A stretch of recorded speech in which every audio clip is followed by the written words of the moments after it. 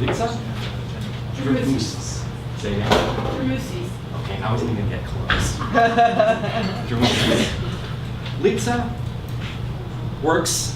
Her work appears in The Believer, Esquire, Hobart, Jezebel, McSweeney's, MSN, Nerve, New York Magazine, The Onion's AV Club, Salon, Slate, The Weaklings, on KUW, NPR, and in sundry other venues. She's completing her first novel, assuming it doesn't complete her first. You can follow her on Twitter at Litsa Dremousis. And that sounds better coming out of my mouth than it ever did in my head. Her first reading will be Cousin Fucker. It's published in Hobart. Secondly, her second reading will be If Charles Bukowski Had Written Children's Books, first published in McSweeney's.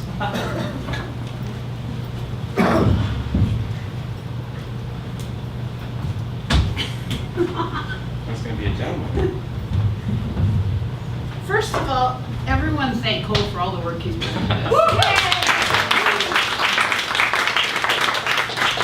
And secondly, for those of you who don't know, David, who owns the Lucid Lounge, has done a lot of relief work for Haiti. I interviewed him years ago for Seattle Weekly. So everyone drink up because this place does a lot of good. Also, when I'm cracking up, I have a friend here from high school who will remember every fucking teacher we ever had. Yeah, making me pronounce my last name. And we haven't seen each other in like 30 years. So it's this weird tiny night tonight. And my boyfriend cooked me dinner. So with that, I'm reading these a little. I'm doing if Charles Bukowski had written children's books first. And then I'm another one who switched pieces. That's a major demerit. You're dropping your score. Sorry. Right now, yeah. And then the next one is an essay from The Nervous Breakdown called Naked Rebellion and Soggy Hot Tub Nachos. So going from Ginsberg to Bukowski.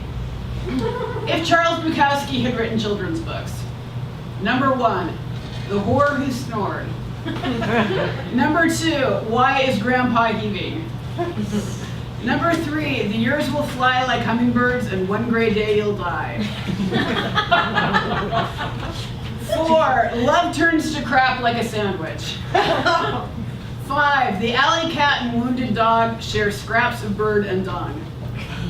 6, Uncle Hank's sack of empties. 7, wishbones come from chicken, harlots come from hell. 8, the park bench where you eat your lunch will be your bed someday. 9, give up now. Okay, here we go. Gregory placed his spindly hand on my nude thigh. Even in the hot tub's balmy water, his touch felt clammy. Across from us, a couple who had met hours earlier balked with the force of a meteor shower. Until now, tonight's cast party had consisted of soggy nachos, half-emptied kegs, and stagehands languidly smoking weed in front of the TV. I'd been the high school art geek a decade prior, and feared this evening's revelry, such as it was, smacked of a senior year movie fest.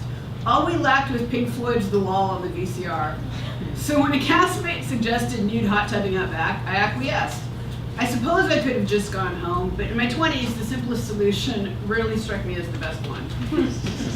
I politely moved Gregory's hand and scooted away, my ass grazing the tub's nubby surface. No thanks, I said, ignoring Gregory's erection, expanding like a sea monkey brine shrimp in one of those fishbowl kits, designed to teach kids about the miracle of life that instead result in pink, malodorous dead things. The water bobbed with other prospects, and I assumed Gregory would simply nibble elsewhere.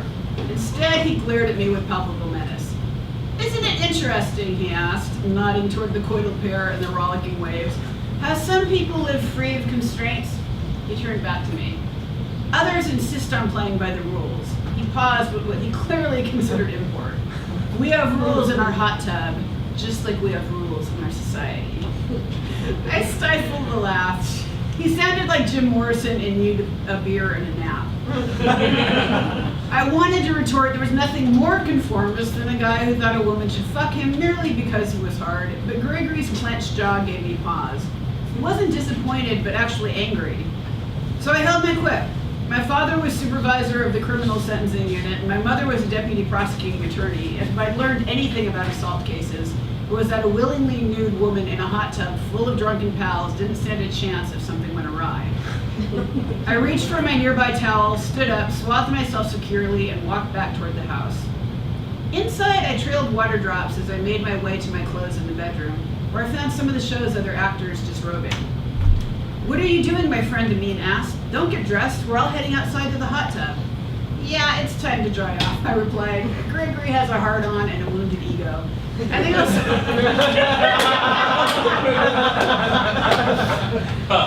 think I'll see if there are any more chips left."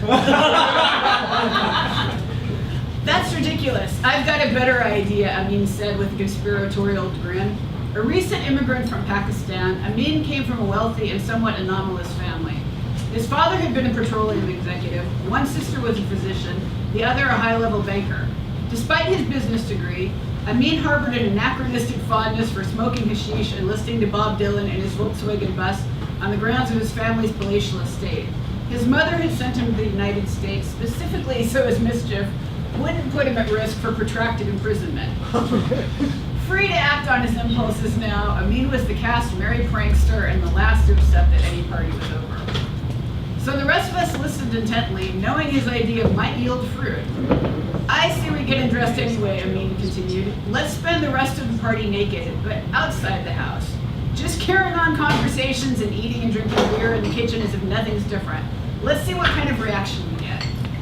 Of course, telling a room full of artists, "Let's see what kind of reaction we get,"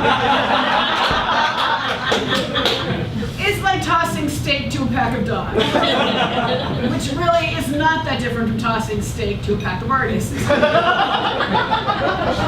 Immediately, we agreed to Amin's plan. I flung my towel on the bed, and the others finished undressing. Amin and I at the floor, our new brigade traipsed down the hall. As any theater person will relay, diminished modesty is a job requirement. Actors change backstage in front of each other, and though there is initial curiosity, peeking will pretend not to peek. By the time a show opens, everyone has glimpsed and evaluated sundry bits and is focused on the task at hand. As such, some partygoers have already seen each other undressed in the context of the show. But by this point in the evening, dozens of spouses, girlfriends, boyfriends, colleagues, and friends of friends had converged upon the house. Most of the assembled hadn't yet met each other when they looked up from their paps to find a half dozen straight-faced naked people entering the living room. Though the play had received great reviews, it's entirely possible that we, the unsheathed, gave our best performances to date there on the mottled shade carpet of this well-worn rental house.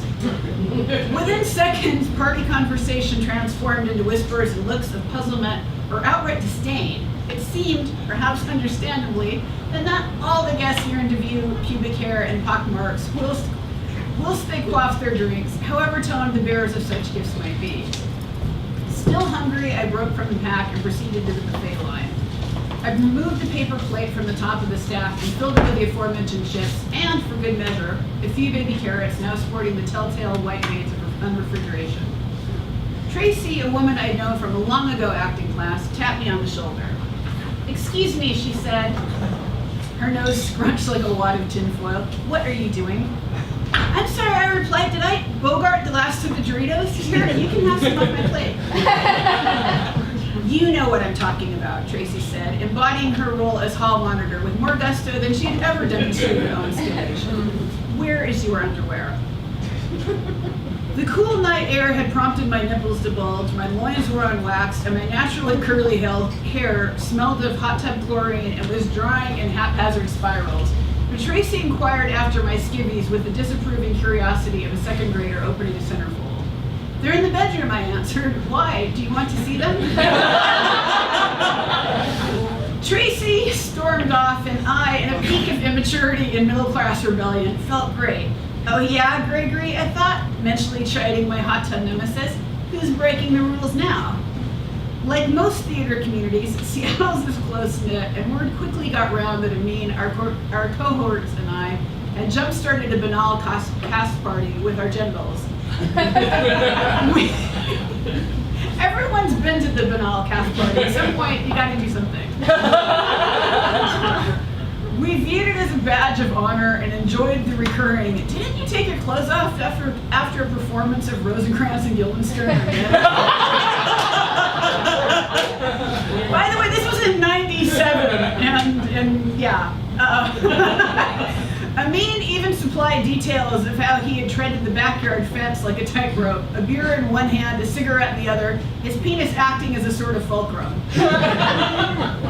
Most inquirers regarded the tale with the same good-natured mischief with which we intended it, and in time we were asked of our antics less and less. The internet was in its infancy, and I, for one, assumed the story would be forgotten soon. 15 years later, I can now attest how wrong I was. Nary a year has passed in which I haven't encountered someone who could pick my areolas in a lineup. Despite the fact we've never slept together. This past winter, exhausted from holiday shopping and pelted by our city's trademark rain, I ordered an Americano at the coffee stand near my home, only to hear a voice bellow, "I've seen this woman naked!" As the entire line pivoted to look at me, I turned to find a witness from that long ago night. With few viable options, I smiled and announced to the crowd, yes he has. But it was last week at dinner I realized this inane prank will haunt me like a poltergeist with a crush. My friend and I entered a downtown French bistro, and the hostess said my name before she could give it. It took me a moment to recognize Tracy. "Can I show you to your table?" she asked with a smirk. Sure, I said, and ate my duck, knowing that evening Tracy was recollecting my beaver.